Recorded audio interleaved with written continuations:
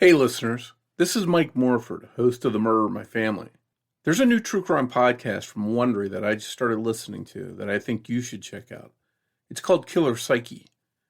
If you're a true crime fan like me, then you know there are a lot of true crime stories out there. We watch them on TV, read about them in the news, and of course, we listen to them on podcasts. In the aftermath of these stories, we're often left asking ourselves, why? Was it about power, ego, revenge, sex? What makes people like that tick? Most of the time, there isn't a satisfying answer. Until now.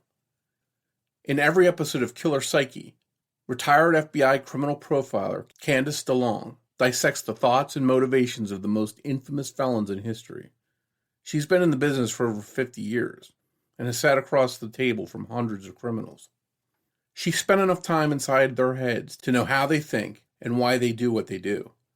Candace unravels the psychology and instincts of America's most complex and disturbing figures, including high-profile cases that she personally worked on, like the Unabomber, a case where a murderer's bombs killed 3 people and severely injured 20 more over the course of 17 years, and other cases like Christopher Dunch, who's better known as Dr. Death. In this case, she uses her training and experience to help us understand what was going on inside his head.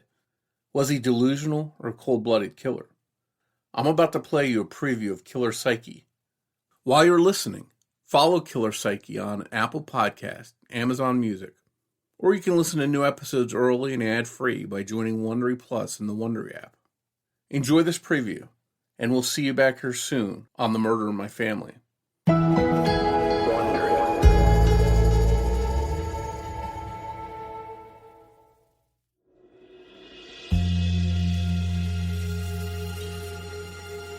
The very first bombing was in Chicago, where I lived at the time, but I wasn't an FBI agent yet.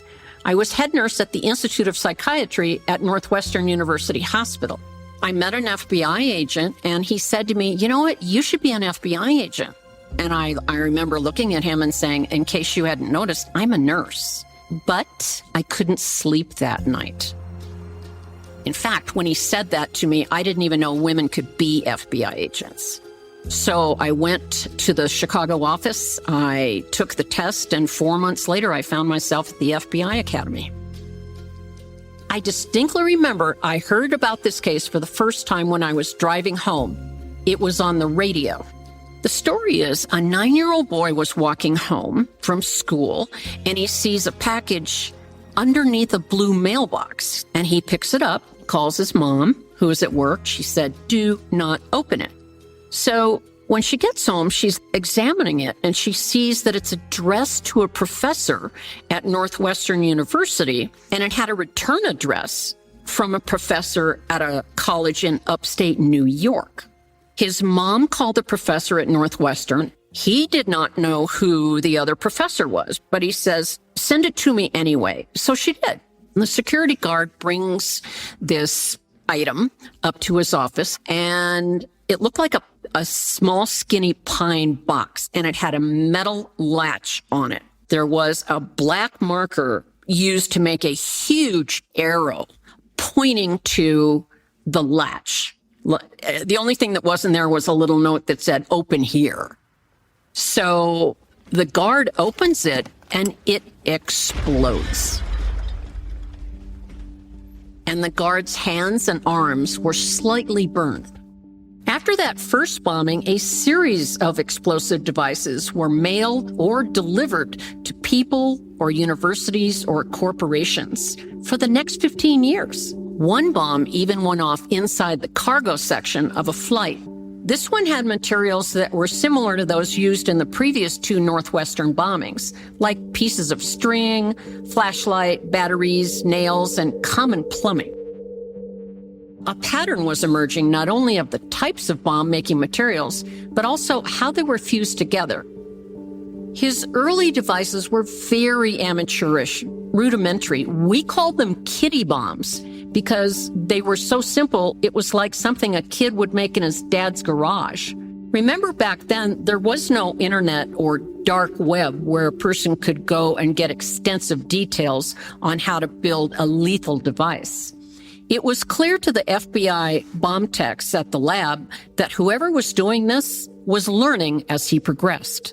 But as the Unabomber continued making bombs, with each device he seemed to be getting better and better. In 1985, he placed a device in the parking lot of a computer store in Sacramento. The owner of the computer store was cleaning up some trash in the back parking lot.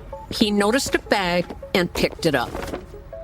It exploded, and a piece of shrapnel pierced his heart, killing him instantly. That was the first time one of the devices killed someone. 2 more people were murdered in the next few years. In 1995, the president of the California Forestry Association unwrapped a parcel in his office, even though it was addressed to his predecessor. When he opened it, he was blown to bits. His shoes were found 40 feet away. There had been over a dozen bombings, and frankly, we were no closer to finding him. Any thoughts at this point on who the Unabomber was were purely speculative. I believed it was probably a middle-aged white guy, but some of my colleagues were not even convinced of that. Then, we got a break in the case that would change everything. Follow Killer Psyche on Apple Podcasts, Amazon Music, or you can listen to new episodes early and ad-free by joining Wondery Plus in the Wondery app.